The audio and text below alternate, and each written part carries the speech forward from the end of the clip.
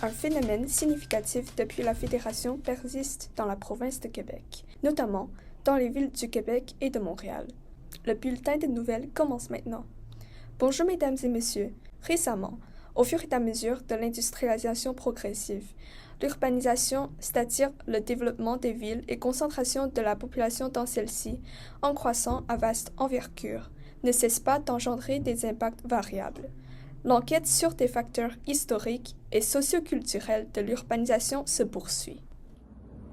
Bonjour, ici Caroline Lafontaine, à Montréal, avec Madame Alice Paris, et on fait partie de l'Exode rural, et Madame Belle Labelle. Ce mouvement est défini par la migration massive des populations des campagnes vers les villes. Ces derniers sont une agglomération qui compte plus de 6000 habitants. Madame Alice, pourquoi avez-vous décidé de quitter la campagne? À la campagne, il y avait la pauvreté et le manque de terre, tandis qu'aux villes, il y avait des offres d'emploi aux usines et aux manufactures. Donc, moi et ma famille avons décidé d'y aller pour faire de l'argent et avoir une meilleure vie.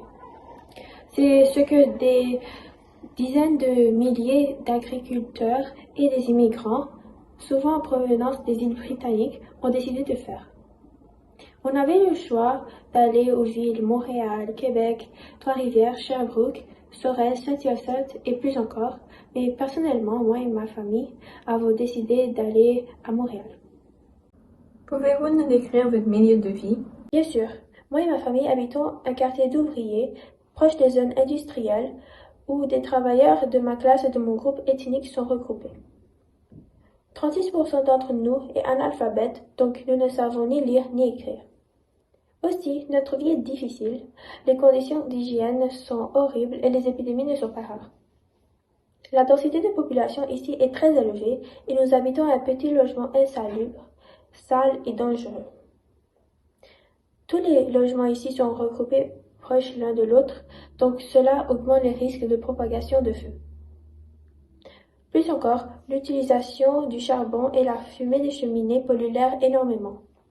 Il n'y a ni des systèmes d'électricité, d'aqueduc, de chauffage, d'aération ou d'égout, ni de services de collecte de déchets. De plus, le taux de mortalité, surtout infantile, est élevé. 25% des enfants meurent avant d'avoir atteint l'âge de 1 an, ce qui me rend très inquiète pour mon bébé. Notre alimentation n'est pas suffisante. Bien que nous y consacrons une grande partie de notre salaire, nous manquons tous de vitamines et de sels minéraux. Tous ces problèmes me mènent à la consommation d'alcool qui me les fait oublier. Et vous, Madame Belle? Pour ma part, mon quartier, où les bourgeois comme moi y sont regroupés, est éloigné des quartiers industriels et des usines.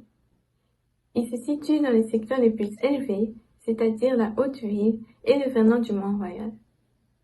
Dans ces secteurs, il y a de l'électricité. De plus, les conditions d'hygiène d'ici sont meilleures que dans les quartiers pauvres, puisqu'il y a des infrastructures d'égouts et des aqueducs. Moi et les autres bourgeois sont entourés d'arbres majestueux et de parcs où les enfants jouent. L'air y est sain, puisque la fumée des manufactures ne nous atteint pas. Du côté de l'aménagement des milieux urbains, en d'autres mots, l'urbanisme, voici ce qui se passe. L'exode rural et l'arrivée des immigrants en ville ont augmenté considérablement le taux d'urbanisation et la densité urbaine. En d'autres mots, le nombre d'individus résidant en ville par rapport à la population totale et le nombre d'habitants moyens sur un espace donné dans une ville. De plus, avec ce mouvement migratoire, l'expansion des villes, autrement dit, la multiplication d'agglomérations dont le nombre d'habitants atteint au moins 6000 sur le plan statistique, a été entraînée.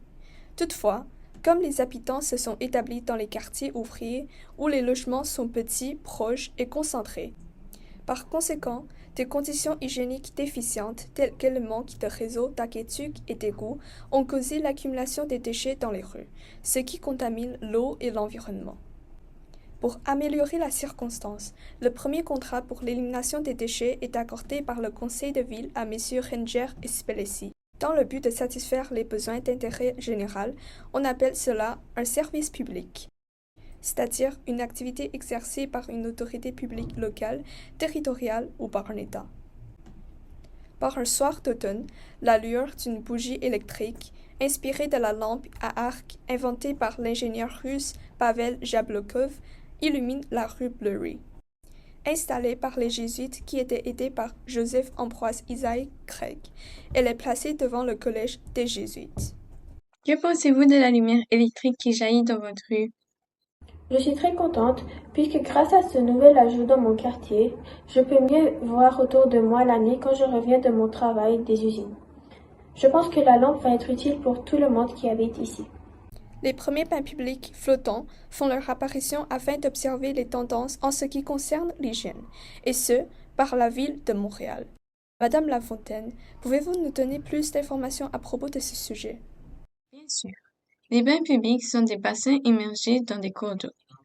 Le bain Wellington, immergé dans le canal de la Chine, et le bain Hochelaga, immergé dans le fleuve Saint-Laurent, sont parmi les premiers. Les bains publics sont réservés aux ouvriers hommes. Voici une image d'un plan d'un bain public.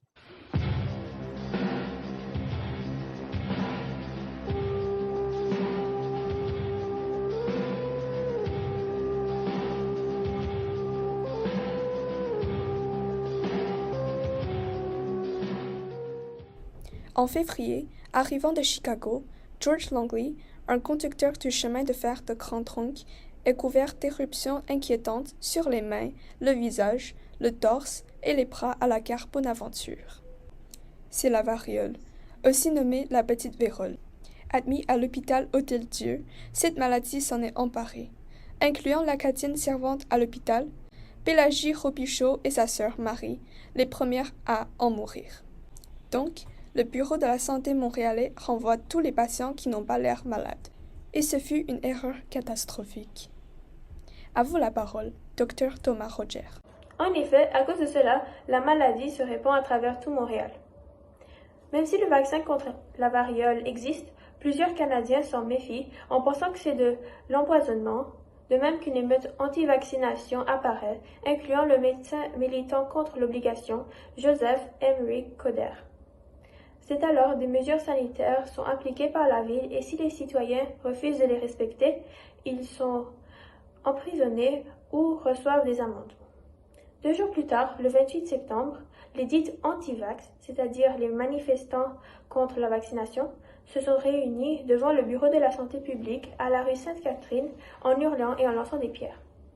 Rendu à la fin de l'année, il y a eu environ 6 000 personnes, dont la moitié à Montréal, qui en sont morts, mais le nombre de victimes de la variole est enfin, heureusement, en train de baisser aujourd'hui. À la suite de l'épidémie de la variole, ainsi que les pressions combinées des médecins influents, la mise en place du Conseil d'hygiène de la province du Québec est effectuée. Son mandat consiste à étudier les causes des épidémies et de trouver des moyens pour prévenir des contagions. De plus, il diffuse des informations à propos de l'hygiène à la population en tentant de la convaincre à la vaccination. D'ailleurs, il contribue à doter la province d'un réseau de bureaux d'hygiène municipaux. Voilà ce qui met fin au bulletin de nouvelles d'aujourd'hui. On se retrouve demain à la même heure. Bonne journée à tous.